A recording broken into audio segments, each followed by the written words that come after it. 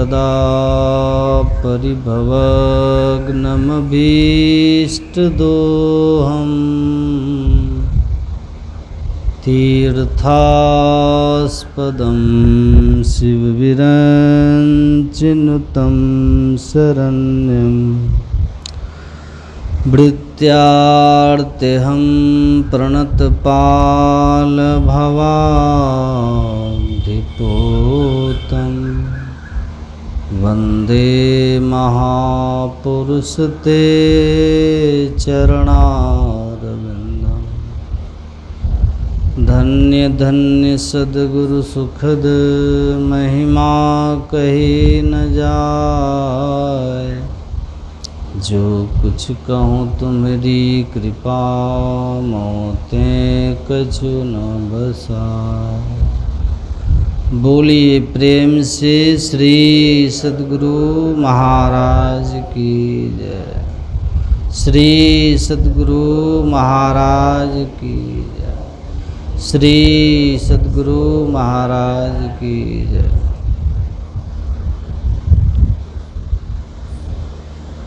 परमाराध्य सद्गुरु महाराज के चरणों में नमन।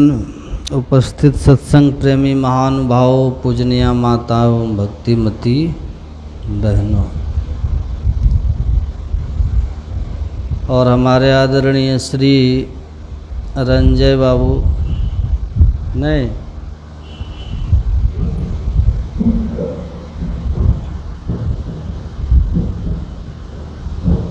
ठीक है रहने दो।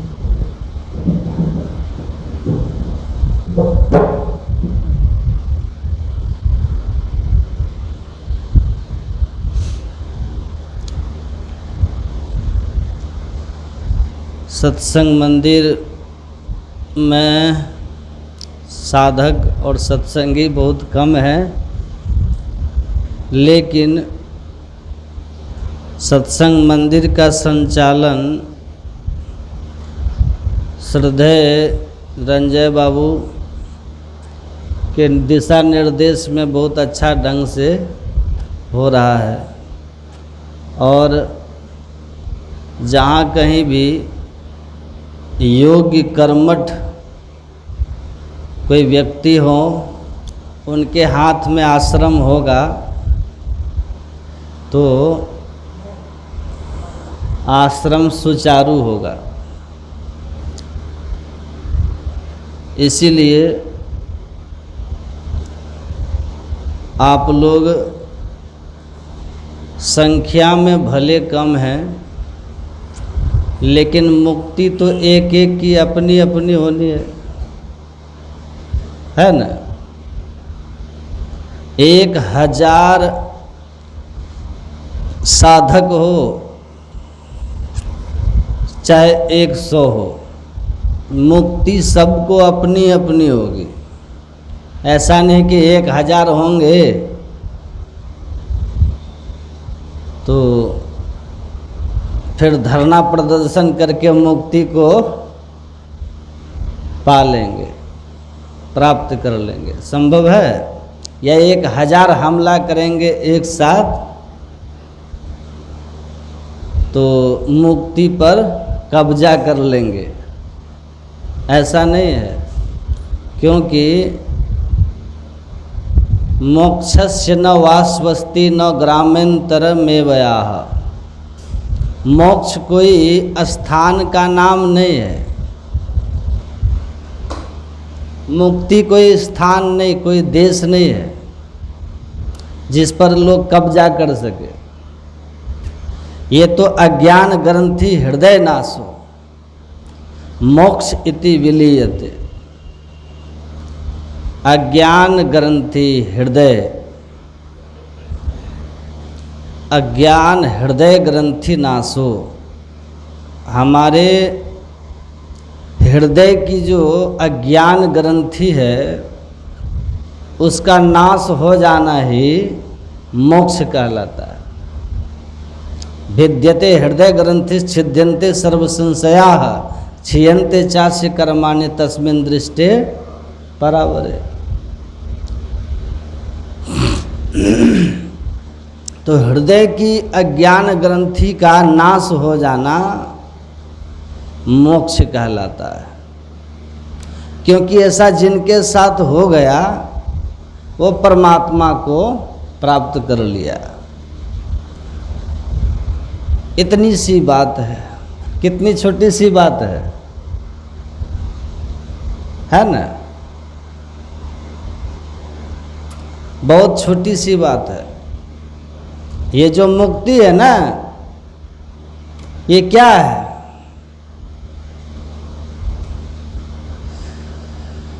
बस भिद्यते हृदय ग्रंथि हुआ, जड़ चेतन की ग्रंथि खुली, अब मुक्ति हो गई। जड़ चेतन की ग्रंथि पड़ गई, यही ना? ग्रंथि को खोलिए और मुक्त हो जाइए। अब खोलने में आप कितना तत्पर हैं, कितना मेहनत करते हैं, कितना लगन है आप में, ये आप पर निर्भर करता है ना।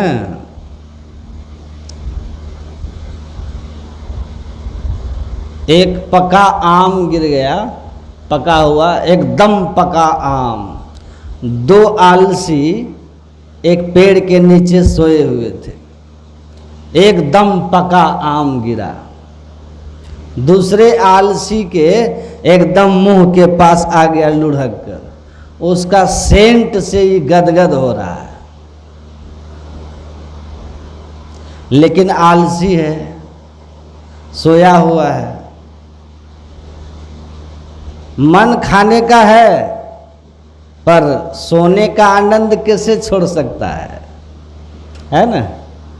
एक लड़के को हमने कहा कि ब्रह्म मुहूर्त में उठ करके ध्यान करने में बड़ा आनंद आता है, बड़ा आनंद। तो उस लड़के ने पता है क्या कहा कि बाबा ब्रह्म मुहूर्त में सोने में भी बड़ा आनंद आता है। अब बताइए, सोने में भी बड़ा आनंद आता है। तो वो आलसी है, सोया हुआ है, आम आ गया है बगल में मुंह के पास, सुगंध से एकदम गदगद हो रहा है। जैसे आप लोग सुन के गदगद होते हैं ना, करने की बारी आती है तो आप लोग जाने, हम क्या जानते हैं, गदगद हो रहा है। पड़ोसी वाले जो आलसी थे उसको कह रहा है मेरे बगल में एक बहुत मीठा आम पका गिरा है, तो थोड़ा तुम उठ करके निचोड़ दो मेरे मुंह में तो आनंद आ जाएगा। और वो बगल में जो सोया हुआ आलसी था उसने कहा हमको कुत्ता सुन के चला गया तो हम भगाए ही नहीं, भगाए ही नहीं, कुत्ता सुन के हमारा मुंह पैर चाट चूट के चला गया, और तुम जो है हमको आम उठ के निचोड़ने के लिए कह रहे हो।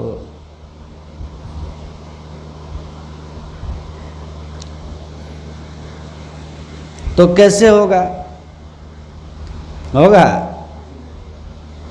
आपको तत्परता की चीज है ना, लगन की चीज है।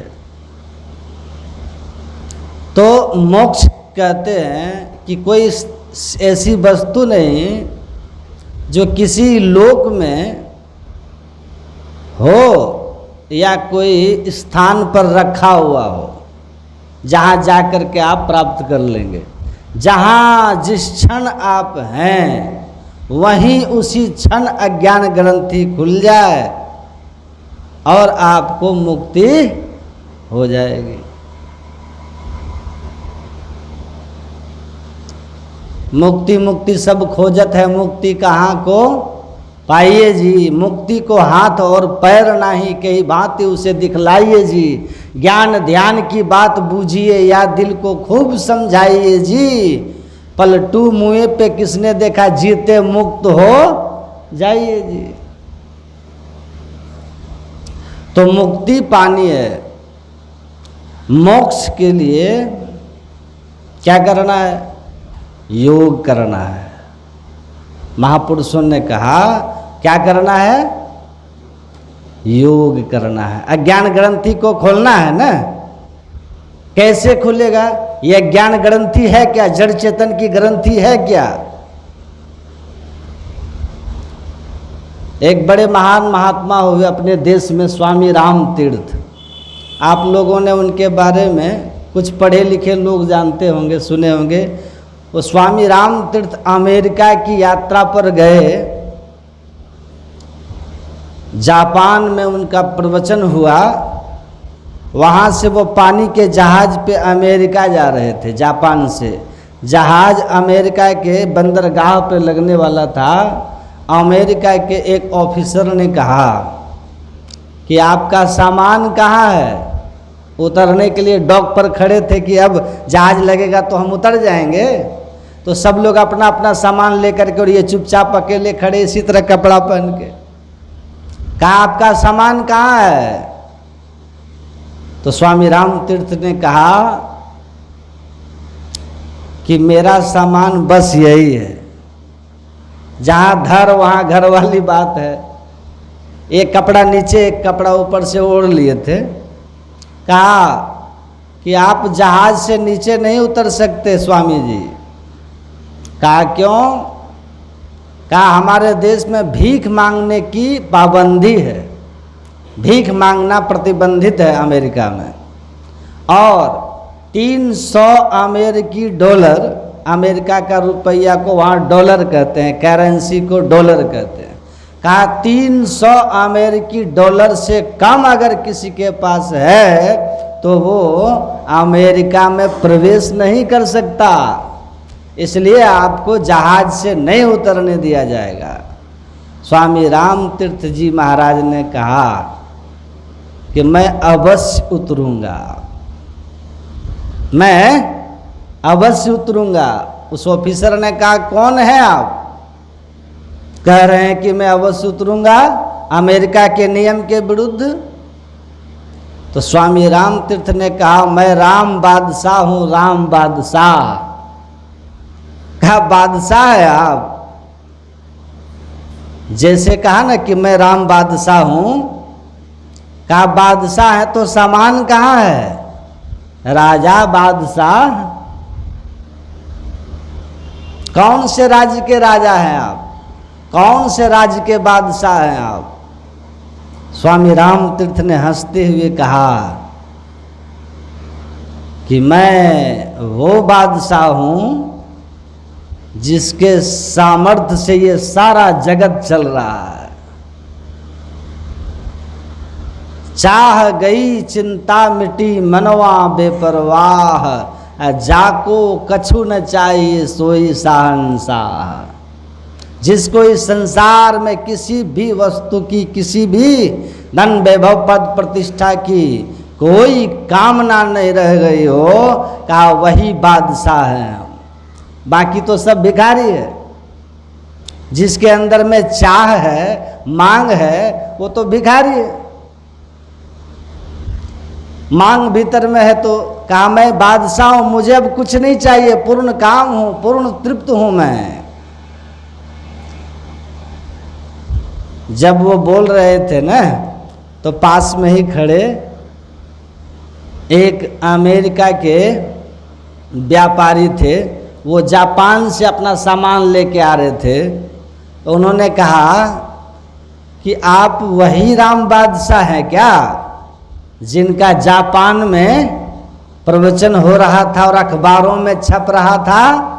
कहा हाँ मैं वही राम बादशाह हूँ।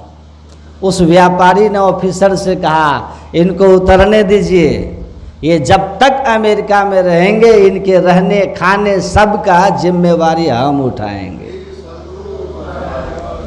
स्वामी राम तीर्थ ने कहा कि देखा, अरे मैं बादशाह हूँ, बादशाह, खजांची के पास मेरा खजाना है, ये है मेरा खजांची, इसके पास खजाना है मेरा। बादशाह थोड़ी कुछ रखता है। वो उतरे अमेरिका में।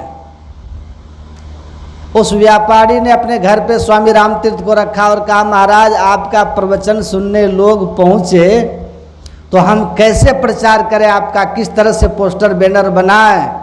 यहाँ भी रंजन बाबू किए न कि कैसे आप लोग सब आए सत्संग में। देखते हैं यहाँ, देखिए सज्जन आदमी का यही मन होता है कि संसारी लोग को जिस व्यापार में लाभ हो जाएगा ना, उसका भेद वो किसी को नहीं बताएगा।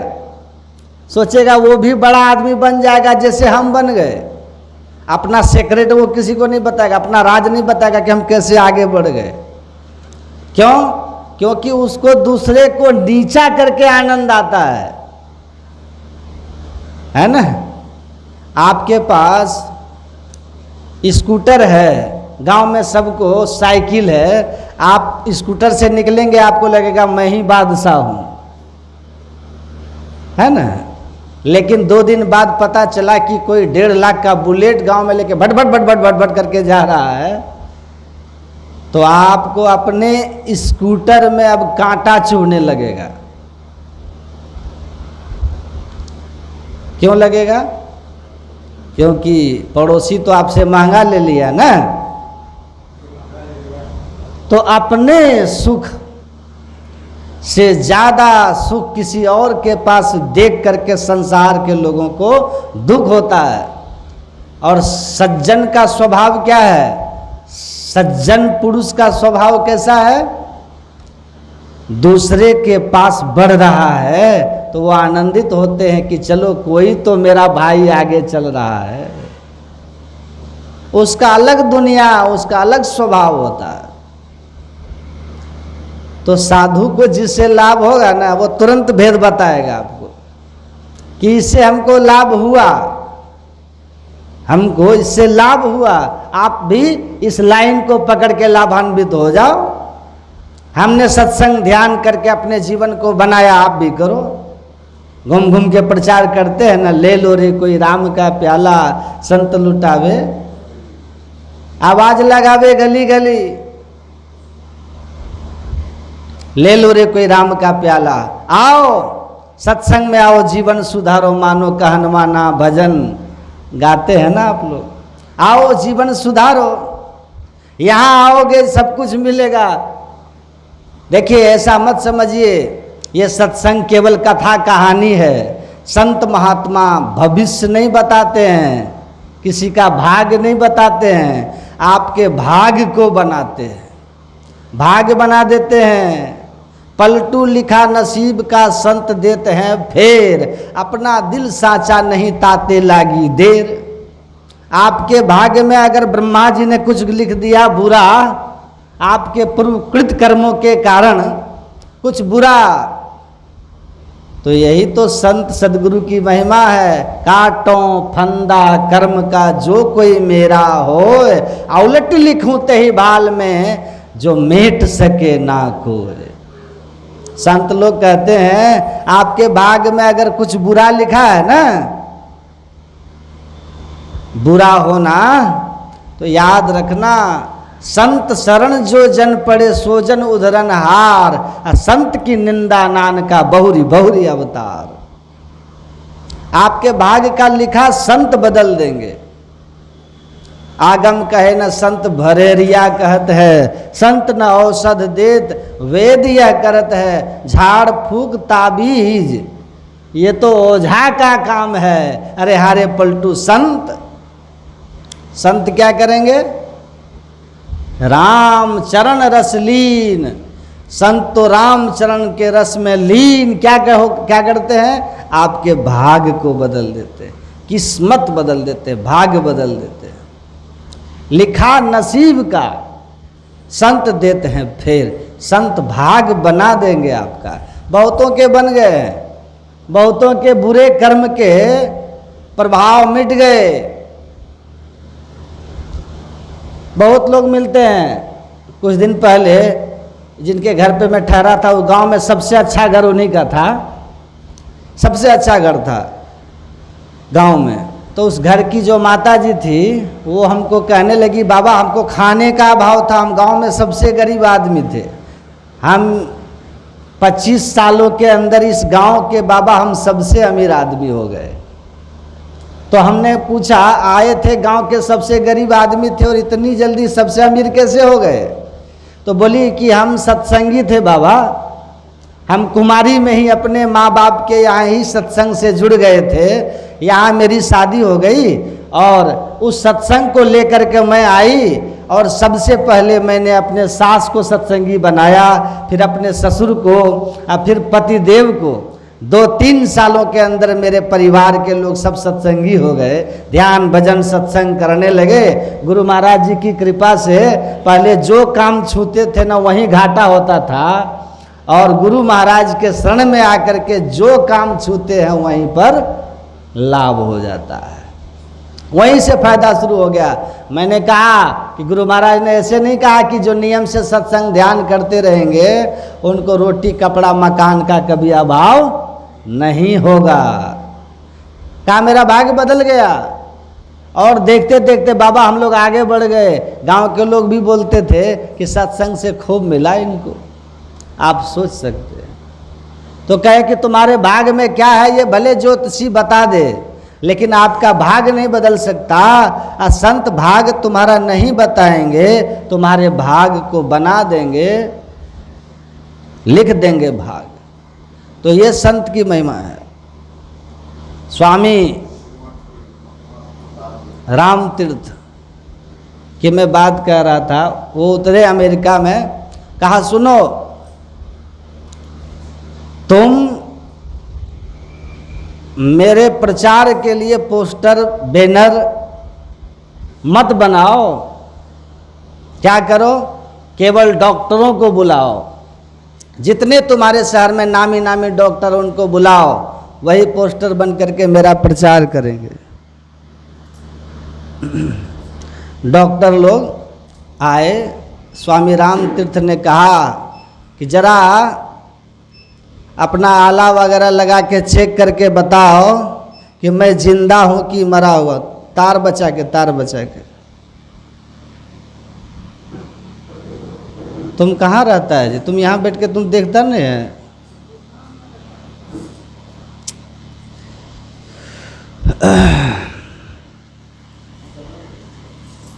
बैठो यहाँ चुपचाप शांति से। डॉक्टर लोग आला लगाए। कहा जितने तुम्हारे नामी नामी डॉक्टर उनको बुलाओ, वही पोस्टर बन के मेरा प्रचार करेंगे।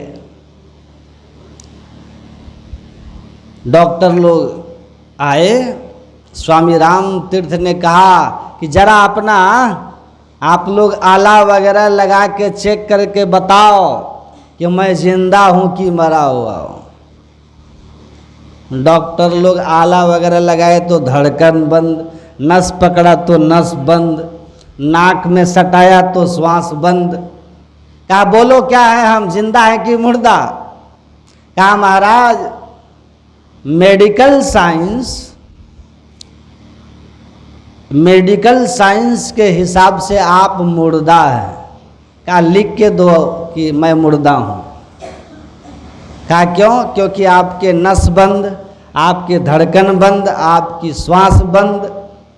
जिंदा आदमी या मुर्दा आदमी की पहचान तो यही होती है। डॉक्टर आते आला लगा के देखते हैं, धड़कन बंद है, सांस बंद है, नस नाड़ी बंद है, कहते हैं he is dead, he is no more, sorry हम इनको नहीं बचा सके। तो उस हिसाब से तो आप नो मोर हैं, मुर्दा हैं, मरे हुए हैं, डेड हैं।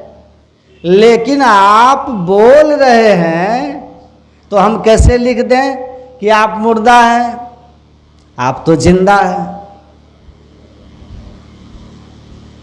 तो मेडिकल साइंस से हमारा फेल है। तब स्वामी राम तीर्थ ने कहा ये भारत का योग विज्ञान है। ये भारत के योगियों के पास ध्यान से सामर्थ्य होता है कि नानक जीवतिया मरी रही है, ऐसा योग कमाइए। जीते जी मुर्दा अपने आप को जो बना लेते हैं, इस शरीर से जब चाहे तब ऐसे निकल जाते हैं जैसे आप अपने घर से जब चाहे निकल जाते हैं, जब चाहे घुस जाते हैं। बहुत उनका जस फैला अमेरिका में। अमेरिका में बड़ी कीर्ति। स्वामी विवेकानंद के बाद वो अमेरिका जाके एक दूसरा सन्यासी जो है अमेरिका में भारतीय विज्ञान को, योग विद्या को वहाँ पर स्थापित कर दिया। अब देखिए वो ऐसे संत थे स्वामी राम तीर्थ, और वो कहते हैं यह ज्ञान ग्रंथि है क्या, जड़ चेतन की ग्रंथि है क्या? तो आप जानते हैं कि आप चेतन आत्मा हैं, और आप जो चेतन आत्मा हैं उनका संपर्क किससे हो गया है, संबंध किससे हो गया है? जड़ शरीरों से, है ना, जड़ शरीरों से।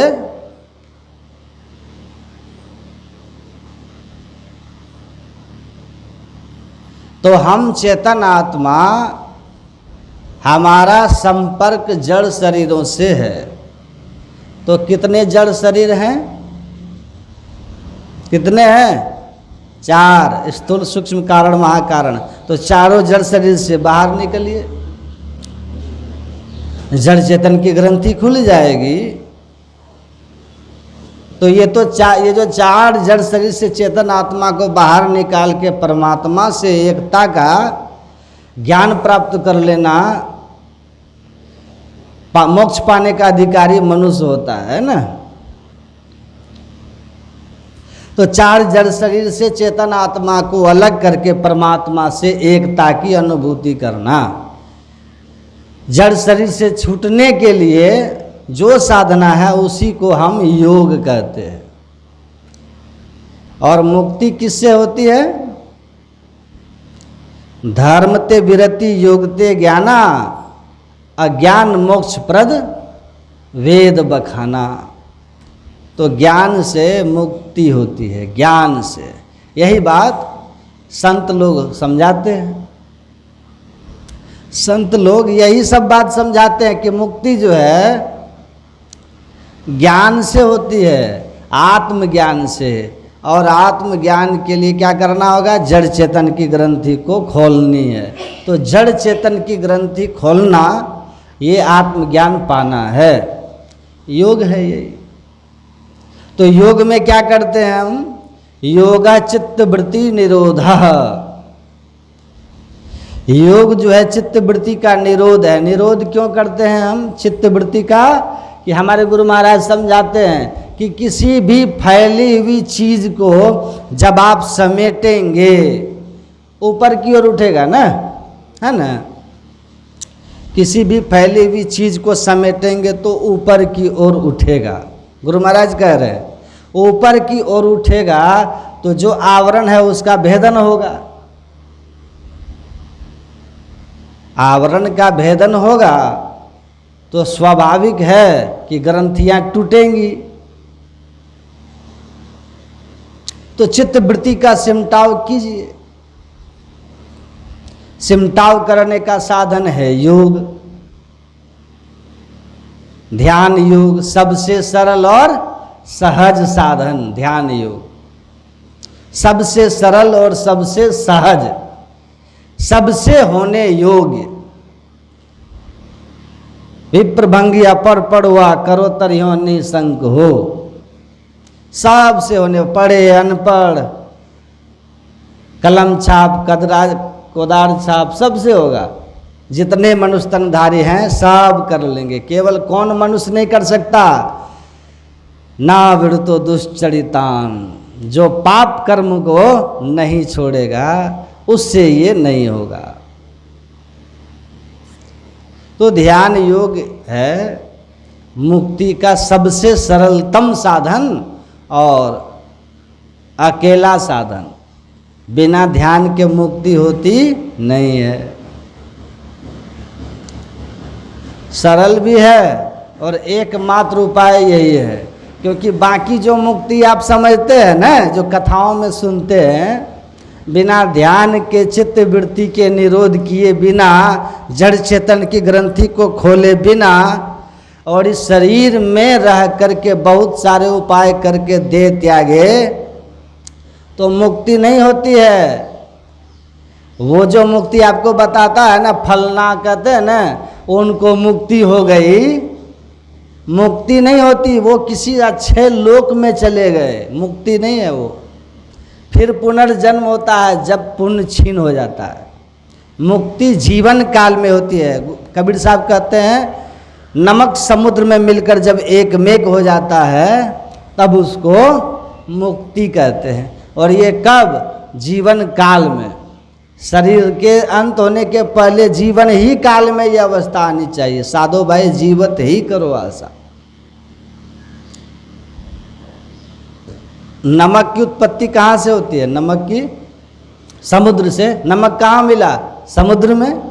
जीव की उत्पत्ति कहाँ से हुई? आदि सुरत सत्पुरुष ते आई, जीव स्वहं कहिए तो ताई। जीवन काल में जिनकी सूरत स्थूल सूक्ष्म कारण महाकारण और केवल ये सब के परे जाकर शब्दातीत पद में पूर्ण समाधि में एक मेक हो जाती है। अब फिर शरीर भाव में जब आते हैं तो उनकी सूरत उन्मुनी अवस्था में रहती है, सार शब्द में लगी रहती है। ऐसे महापुरुष जीवन मुक्त कहलाते हैं। और देह त्यागते हैं तो सभी शरीरों को त्याग करके परमात्मा में मिल जाते हैं, इसलिए विदेह मुक्त हो जाते हैं। तो सबसे सरल साधन ध्यान योग, और सबसे होने योग्य। तो इसमें लगे रहिएगा तब ना है।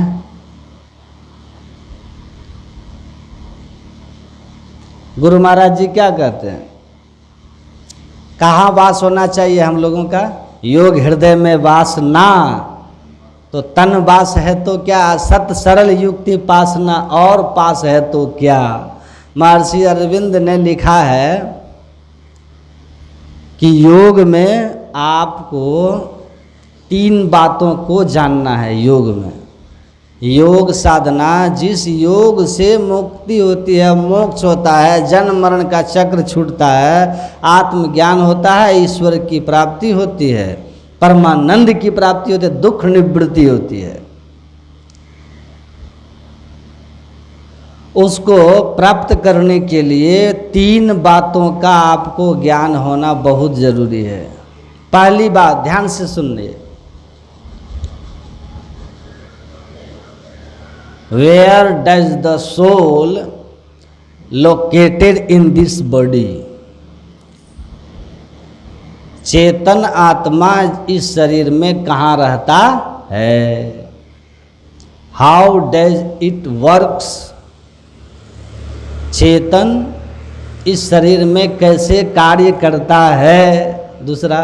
और तीसरी बात, How